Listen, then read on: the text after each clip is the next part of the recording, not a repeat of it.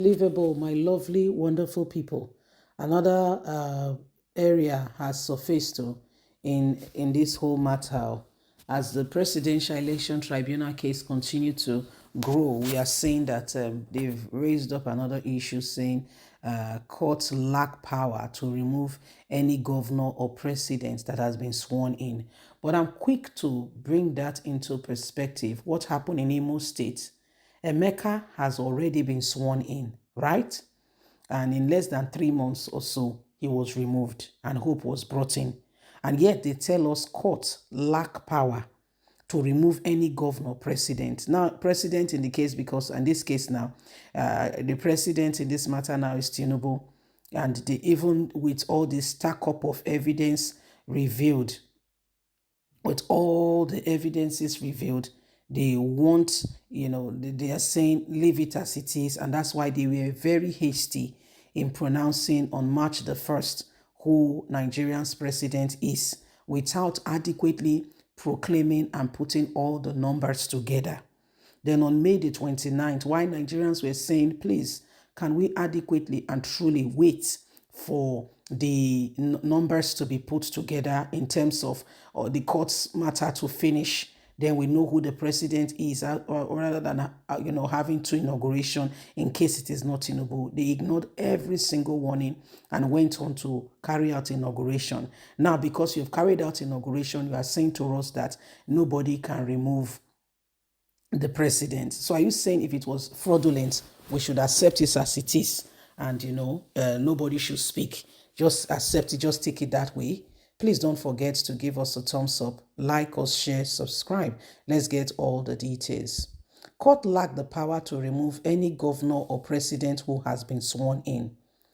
But how did the Nigerian judiciary get itself entangled in the present unconstitutional reform? First, let's take cognizance of the fact that the 1999 Constitution, as stated in the Constitution of the Federal Republic of Nigeria, Decree number 24 of 1999, is essentially a product of the 1979 Constitution, of which the 1979 Constitution, even though the credibility of the Constitution making progress, there was the 49-man Constitution Drafting Committee that was inaugurated on October the 18th, 1975, which submitted its draft constitution to the Constituted Assembly created on October the 6th, 1977. I admitted that in 1979, Constitution Drafting Committee and the Constitution Assembly did not anticipate the manifest of the NPN government and FOCO in 1983, nor did they ever imagine that Nigerian system could throw up into what it is today. Why 2007 election will provoke such worldwide anger and condemnation that would lead to the courts being flooded with electoral petition. This is what is happening now. The Supreme Court's decision in Paul 1983 is apparently the reason why it is believed that no legislation can set a time limit for adjournment or electoral cases apart from that verdict being unconstitutional. It is narrow and bleak to the extent that it did not take cognizance of the fundamental difference in a dispute between the individual A and individual B, between A as the candidate of the political party and B as a candidate of another political party. Party clear for certainty, some years, it has become clear. A Lagos High Court dissolves the marriage between a son of a former president and his wife, and you may write posts whose business is that.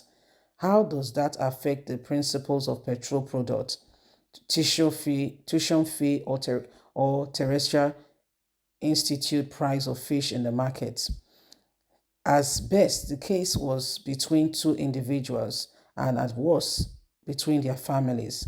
But the electoral suits between millions of supporters of Buhari ANPP, and millions of supporters of Yaradua PDP fundamentally affected the nation in a way you can never imagine. This is what has gone on now. Nigeria has continued to suffer due to the constitution that has been drafted by a few people who did not take a lot of things into cognizance. This is why Nigerians are looking forward to the tribunal putting things in place. There is history going back on how things have been in the current age and time. And if we must change the course of what is going on, the country must ensure that we embark on ensuring things are done properly. Why Adams Oshomole and his supporters who went on a legal battle won, other people did not. And now, because Tinubu is in court, some persons feel the constitution must be amended, that the president or governor who has been sworn in may not be taken out no matter what happened.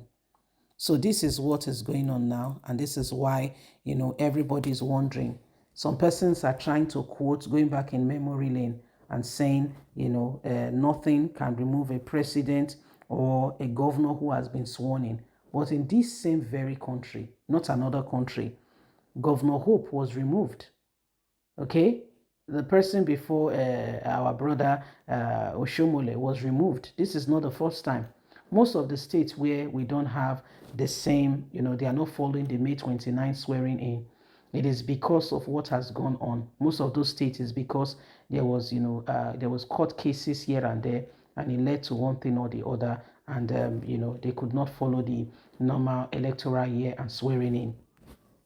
So these are some of the things that have gone on. But right now, they want us to, they want us to continue, to continue in spite of all that is going on. So everybody can see we all are witnesses to what's happening now. And if we want any change, this is the time to arise. They want to do things that supports and pleases them only. It doesn't matter how it affects others. This is the seat, if you ask me. This is the seat. There is no other word for it. This is the seat. So my lovely, wonderful people, it is time to arise, not to allow the same thing to hold us down. Please don't forget to give us a thumbs up, like us, share, subscribe. Click on the notification button so you can get all our latest news. God bless. Have a fantastic and a lovely day.